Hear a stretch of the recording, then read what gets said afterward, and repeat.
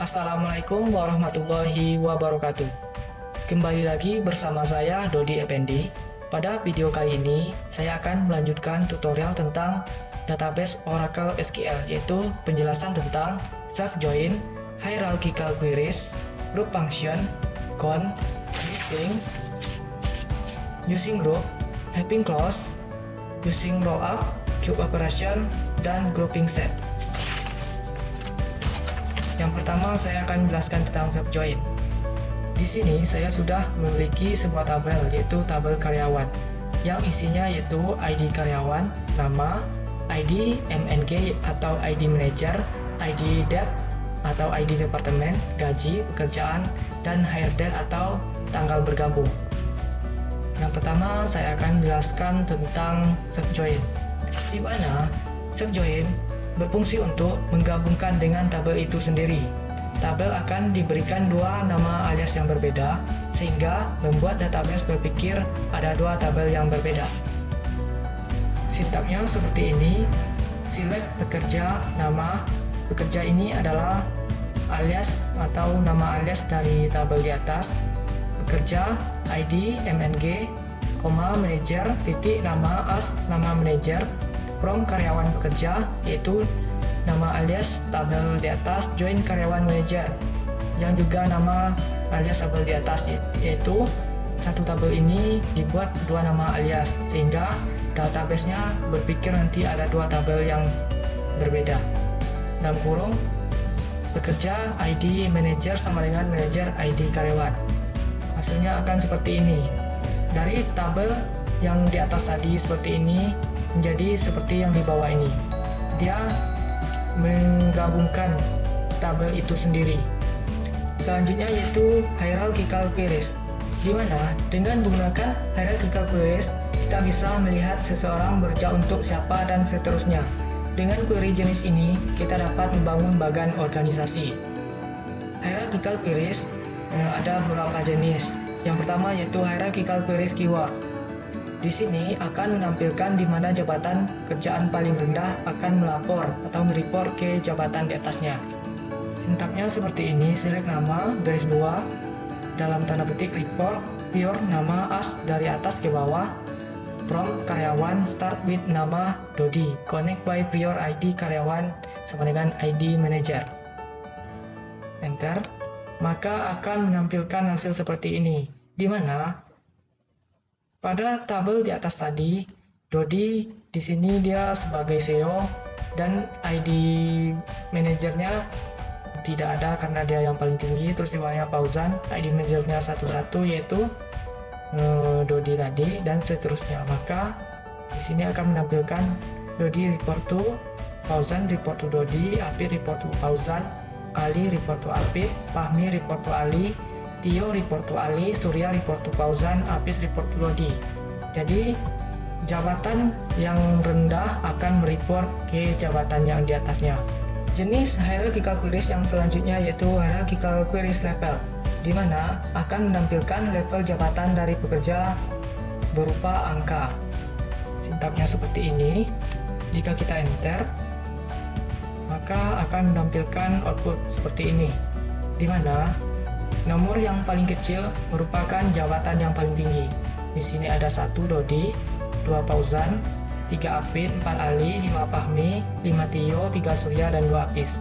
Jenis hierarchical queries yang selanjutnya yaitu hierarchical queries output level, di mana akan menampilkan level jabatan berupa tanda underscore. Semakin sedikit tanda underscore-nya berarti jabatan semakin tinggi. Sintaknya seperti ini.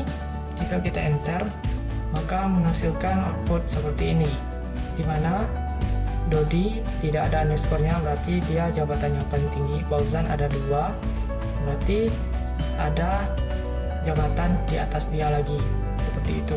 Yang paling banyak itu Fahmi dan Dio, berarti ada banyak jabatan yang berada di atasnya. Jenis hierarchical queries yang selanjutnya yaitu hierarchical queries pruning atau pemangkasan, digunakan saat Anda ingin mengecualikan seseorang pada sebuah bagan. Di sini saya mengecualikan karyawan yang bernama Apip.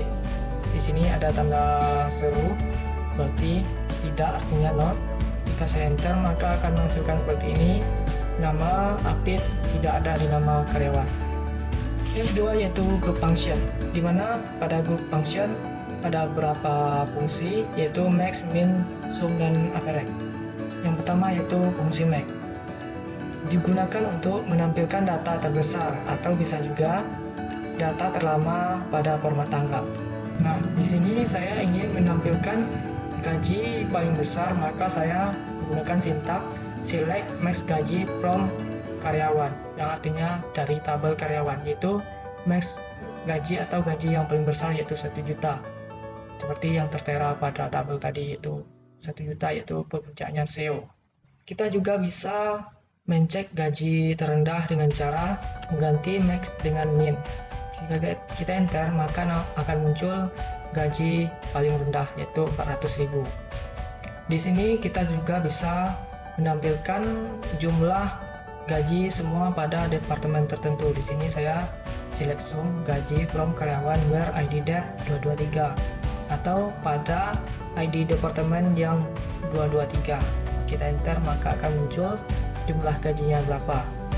Yang ID 223 itu yaitu teknisi itu ada 3 orang, berarti 500 kali 3 yaitu 1.500.000 pas. Selanjutnya yaitu average, digunakan untuk menampilkan rata-rata. Contoh sintaknya seperti ini, select APG dan kurung gaji from karyawan where ID departemen 223, maka akan muncul rata-rata gajinya yaitu 500, karena di departemen yang ID-nya itu 223 yaitu departemen teknisi ada 3 orang, maka 3 orang itu ditambahkan gajinya yaitu sama-sama 500 lalu dibagi 3, itu tetap 500 juga. Selanjutnya yaitu count dan distinct. Count digunakan untuk menghitung jumlah berapa data dalam sebuah kolom.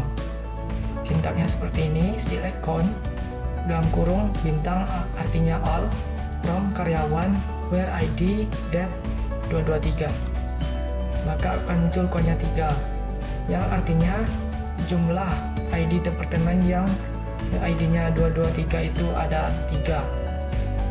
Kita bisa cek pada tabel di atas. Di sini yang ID-nya 223 itu ada 3, 1, 2, dan 3, yaitu Apit, Ali, dan Surya. Selanjutnya yaitu distinct, digunakan untuk menampilkan perbedaan data pada sebuah kolom. Sintaknya select distinct pekerjaan from karyawan. Artinya perbedaan pekerjaan pada tabel karyawan. Jenis pekerjaannya ada 4, yaitu desain, IT, program, teknisi, dan SEO.